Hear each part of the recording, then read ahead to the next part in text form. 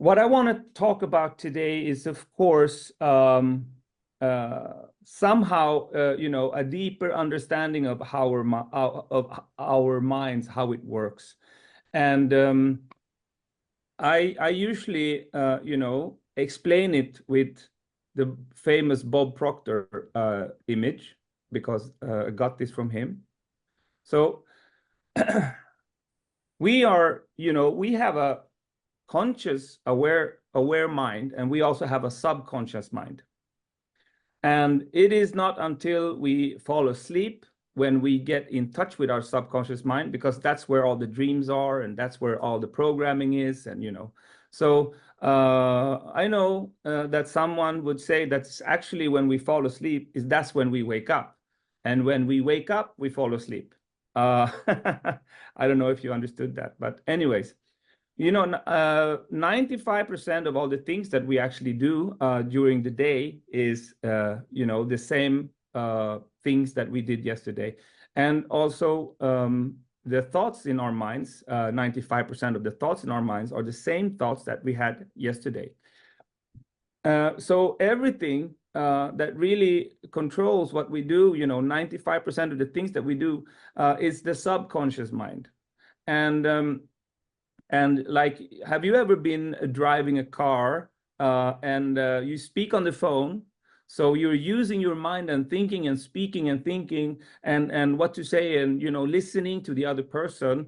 And then all of a sudden, you have reached your destination. Who was driving the car? It's like when you are a bit stressed, you run around and you bring your keys. You're on your way out, and then you go into the elevator. You go down. You come outside, and then you tell yourself, "Oh my God, did I lock the door or not?" So you go back up, and you feel if you lock the door, and it's actually locked. So okay, so that is how your subconscious mind is doing everything every day. Also, co-host, can you please have the participant window open, because there are people coming in. So anyways, what happens around the age of 4, when children, when they are born, there is no, how do you say, there is no, let me try to erase this. Okay.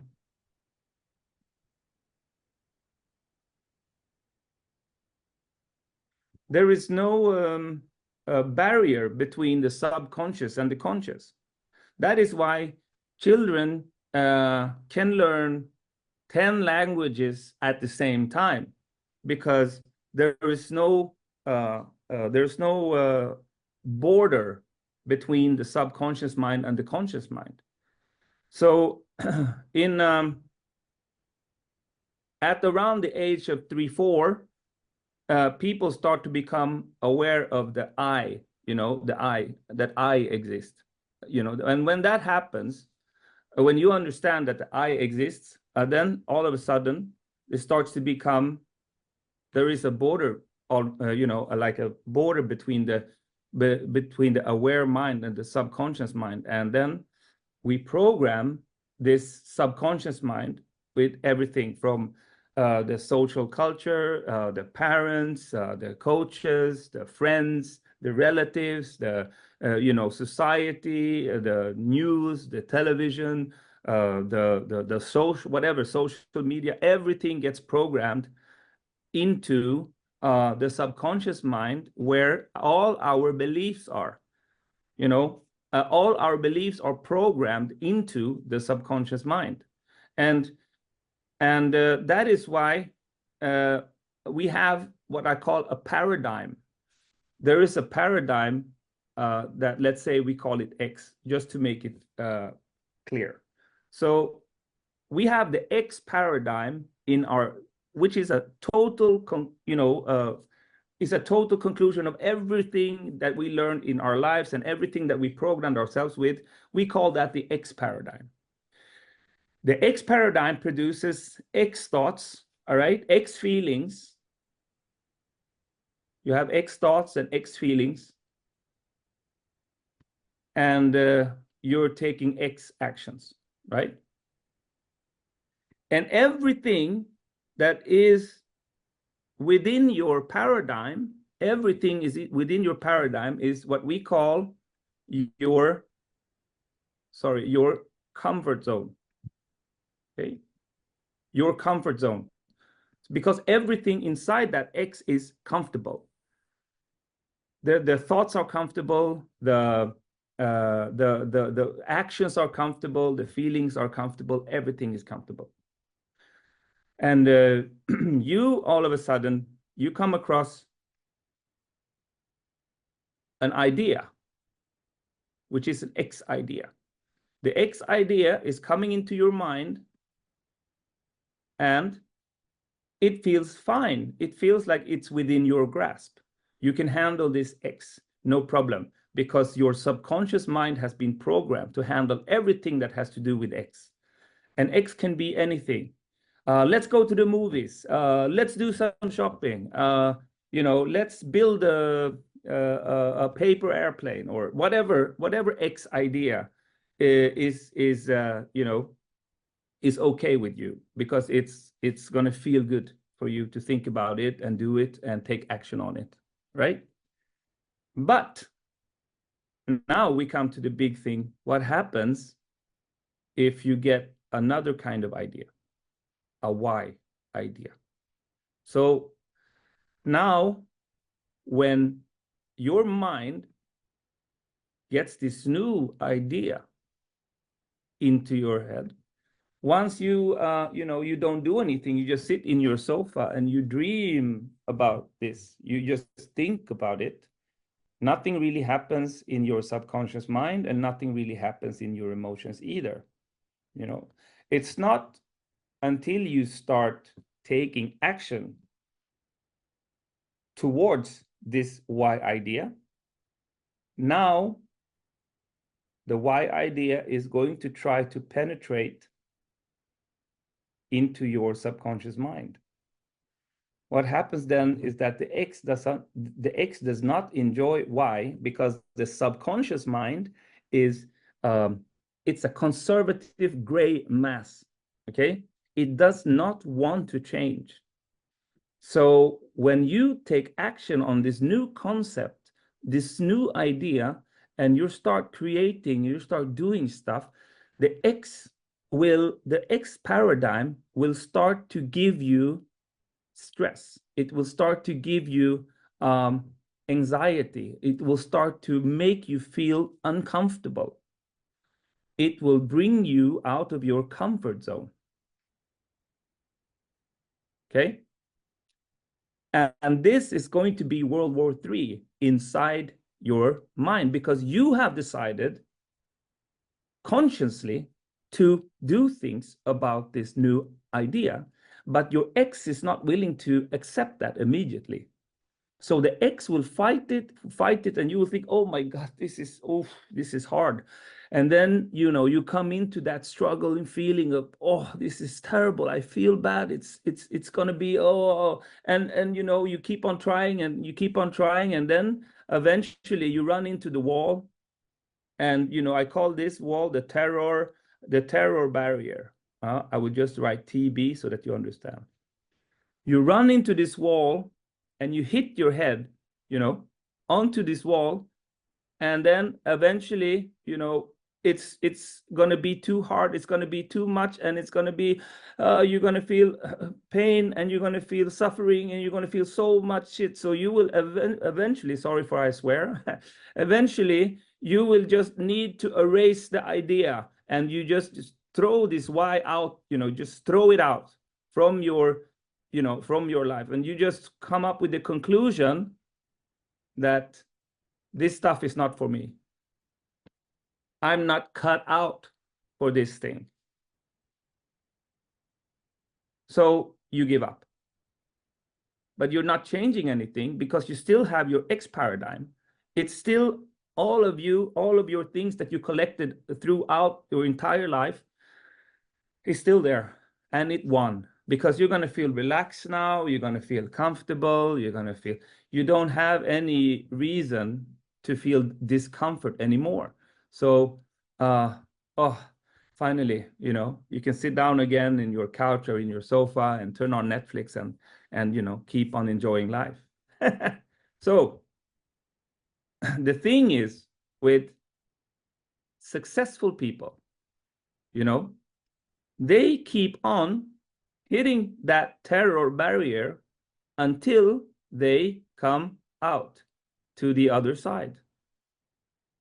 And on that other side, there is freedom, because what has happened, you have actually reprogrammed your mind. You have reprogrammed your subconscious mind so that now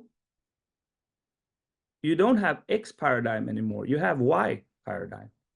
Because on this side, you know, you have penetrated your subconscious mind with too much action and too much results. And, you know, so all of a sudden you have new belief systems. You have a complete new system. So now everything which is, you know, concerning Y all starts to feel good, you know. So now you are learning how to be comfortable being uncomfortable.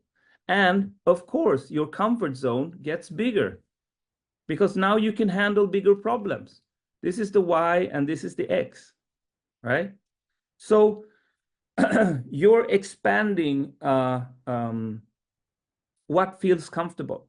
And then, of course, the whole thing starts all over again, because then you will have a Z idea. And then you will have an A idea, and then B, and then C, and then all the alphabet.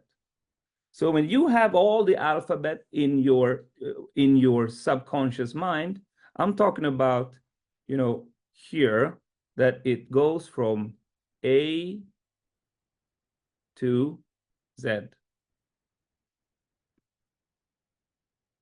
That's when you have trained your mind and your body and your soul to endure, to be successful, to do anything. Nothing feels too big for you. Nothing feels too hard for you. Nothing, no challenge that you can, you know, if you can think it, then you can do it. No problem. You won't have resistance to do anything. You would have automated success in your life. You would have automated happiness in your life. You would have automated positive thinking. You would have automated all of this because you have worked on it for so many years to get rid of the things that are limiting you. You all heard about limiting beliefs, right? Limiting beliefs is a part of your paradigm. That's what you believe that you think you can do, or that your subconscious mind lets you do. And this is personal development for me. And this is, to understand this knowledge is like, you know, I wish that they could teach this in school. Because we are really just a byproduct of our, you know, of all our education and training and knowledge. But how come that people don't teach success in school? Because, you know, success and together with, for example, network marketing, you know, creates freedom. But people are not, teachers are not keeping that in the curriculum, because in the schools, we all learn how to be working drones in the collective. And every single subject that you're reading, everything that you're doing is moving you forward into a life of working, trading time for money trap. So if you want to be the one who will keep on working on yourself, keep on developing yourself, keep on moving to the other side of this terror barrier, keep on changing you're altering your subconscious. Now, if you bring an idea which is so big that idea, you know, will completely shatter your subconscious mind. It can be an A to Z idea. I'm talking about that kind of idea that like changing the world. Let's change the world together. It's like huge. and you need millions of people, and you need to take millions of actions, and you need to you need to make new acquaintances. You need to find people that are much better than you. You need to do so many things.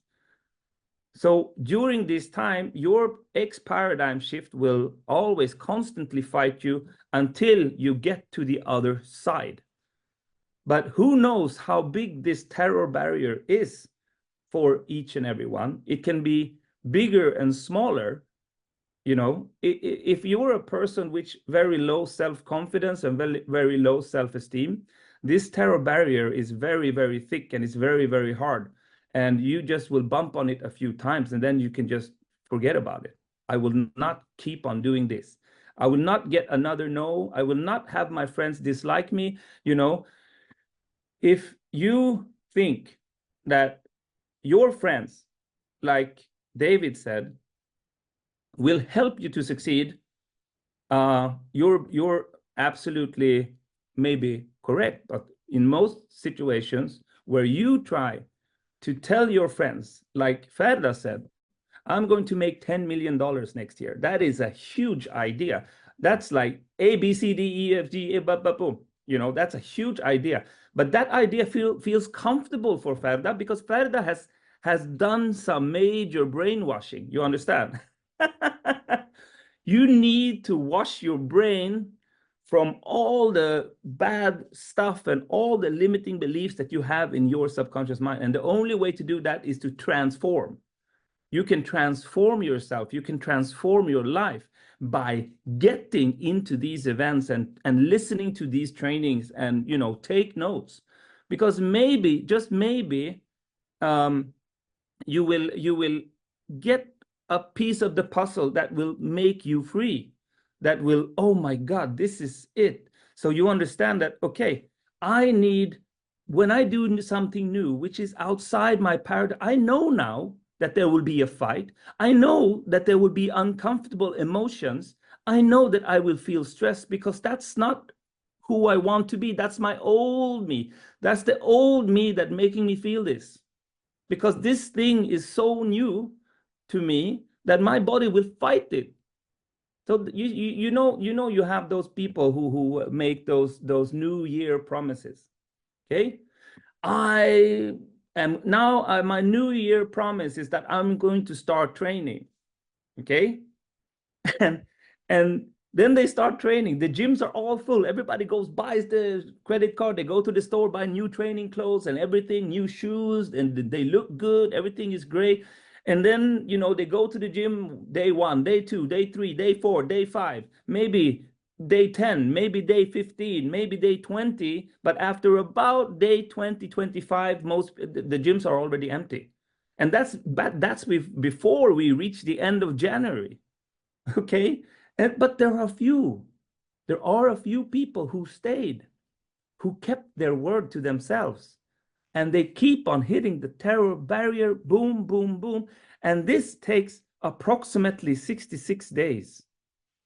So what happens then is that after 66, they did I think it was London University, that they measured the feelings that you are having after 66 days, which means that all of a sudden you're starting to feel that you rather go to the gym than not go to the gym. But it takes 66 days in average. Some things takes longer, some things take shorter. But 66 days of training, and then you have penetrated your subconscious mind, and it will stop telling you that it doesn't want it anymore. It will start telling you that you want it, which means that you will prioritize training. You will take training as important as a Zoom call. It's the same, because you do no longer have any resistance left. You have a resistance not training. You understand? And there is no going back after that. Once you have reached that point, you are going to become addicted to training, which is a good addiction, right? It's a good habit to be addicted to training. I'm just taking training as an example.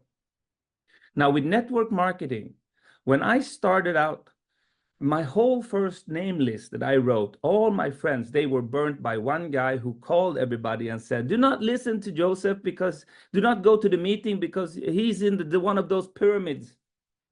Okay, and that was 22 years ago. So I had to write a whole new name list. And all those people that I had acquaintance with, that I knew for a name, but I never spoke to them, they knew my name and I knew their name, but we never spoke to each other. Those people are starting to come into the name list. And I was working for 4 years in ACN, All Communication Network, the American company. For 4 years, I was working in that company, and I had 100 downlines after 4 years, and I had about 800 customers that was calling phone every single day. And I was making approximately $80 a month. $80 a month. And that was my first company. And then I just moved forward from there. And I got to know people, and I also got better. And I went to another company, and I spoke to some of the people that I had been working with before, and also other people that I had met along the way. So all of a sudden, I built a group of 1,200 people. And then the next group I built was 6,000 people in about 4 months. So all during this time, I am reading books, I am going to trainings, I am listening, I am being coachable, teachable, like Ferra says. I'm also working on my magic boards, where I put everything that I want in my life. I put them on the board and I put it out. I don't know how many boards I have, but I got many of them, where I put cars, I put, helicopters, jet planes, and all of that, all the materialistic things. And then, of course, a few years back, I did tremendous success together with Ferda in another company, where, the maximum that you could make in 1 week was 75,000 euros. And I was making that not every week, but I was making that, a couple of times. But it was 10,000, 15,000, 20,000, 30,000, 20,000, 40,000, 75,000, 60,000. And it went on and on like that. So this was the moment where I became a millionaire. And, that was an incredible success. But I wasn't prepared for that success. The only thing I did right at that time, that was that I purchased a house in Thailand. So I own a house now, and I'm very proud of it, because that's the only thing that I have left from all the money I made. The rest I spent on, I bought so much Boss clothes. I bought so much travel. I was traveling, I did stuff like crazy thing. Like I was talking to my kids one weekend. I came there Friday, and then I said, you want to go to the movies? There's a new movie out now, Transformers, blah, blah. And they said, nah, we don't want to go to the movies. Okay, well, do you want to maybe jump in a taxi, go to the airport and go somewhere, travel somewhere? And they said, yeah, let's do that. Let's do that. Okay, let's go. Let's see where the weather is nice. Is the weather nice in Paris? No, it's raining in Paris. We don't go to Paris. What's the weather like in Rome? No, we don't go there. So we were doing the booking on the way to the airport, and we ended up in Greece, in Athens, and it was a really, really magical weekend. We went to the Acropolis. We were swimming. We were doing the jet skis. We were doing the snorkeling. All of that over the course of Friday, Saturday, and Sunday, and we flew back Sunday evening because the kids have school Monday morning. Those are the crazy things that I did, but it was wonderful to have the money to do that, to have the possibilities to do that. And then, of course, we went on a world, trip to Philippines. We went to Thailand together. We went to Mauritius. We went to Spain. We went to Las Palmas and all of that. But I was just spending. We went, I was going. I remember one of my biggest goals that I had written down on a piece of paper, and I call it in ACN, I call that goal blue. Okay. And blue for me was a secret, because if I write the word blue down, blue is a code for me to understand what it means, not for anybody else. And I had written blue all over my apartment, on the walls, in my everywhere, in my phone, in my car. It was just blue, blue, blue, blue, blue, blue, blue. And I knew what it was, because you know the thoughts, you have the thoughts coming, you know. But once you see, oh, blue, yeah, now I know what to do. Now I know I need to call another person, because every time I do an action, I do it towards blue or away from blue. That's the only thing. So I see it, and I kept on doing it for years and years and years. And eventually 2016, I reached my goal. And my goal was to be able to tell my best friends, guys, I invite you on a leave your wallet at home fuck you trip. Okay? Leave your wallet at home and I will come and pick you up. And I came and picked them up in the biggest limousine that I could find, the long Hummer, you know, the big white Hummer limousine. And then, you know, I picked them up one by one. We were 3 guys and 2 girls, and we were, you know, going to Dubai. And we were there for 5 days. I invited them for the plane tickets. We even bought a watch, a Hugo Boss watch on the plane that I bought for them. We went down to Dubai. I paid the hotels, I paid the foods, and we even went into the mall of Dubai. And I said, guys, buy anything, I will pay. Buy anything you want. So they did. Bags and stuff, you know, so many things. And then we had a big dinner at in front of the fountains, Burj Khalifa. And that dinner alone, we were drinking Barolo wines. I don't know if you know Barolo, but it's like the most expensive wines that you can find. And I was, you know, we were just drinking, and, you know, those bottles of wine, one more bottle of wine. Eventually, the bill for that, just that evening, went, oh my God, it's the biggest bill, the most expensive bill I've ever paid. It was 8,500 euros for just one dinner with me and, you know, 4 of my friends. My God. So yes, I did everything I could, because my subconscious mind was not prepared for all this money. So instead of investing it, instead of doing what David just told you guys to do, always invest 30%. If I would have invested 30% in Bitcoin every month or every week, can you imagine? I would be a billionaire now. If I were 2015 and I was talking about Bitcoin, but I didn't buy any. Oh, but the small Bitcoin that I bought, I sold them, you know, to do other things. I don't know. I spent it because I didn't have those rules in my system. I didn't have the millionaire mind, but then I did a millionaire mind intensive, you know, the MMI, and I realized that I need to have this money set aside for different things so that I will always have money.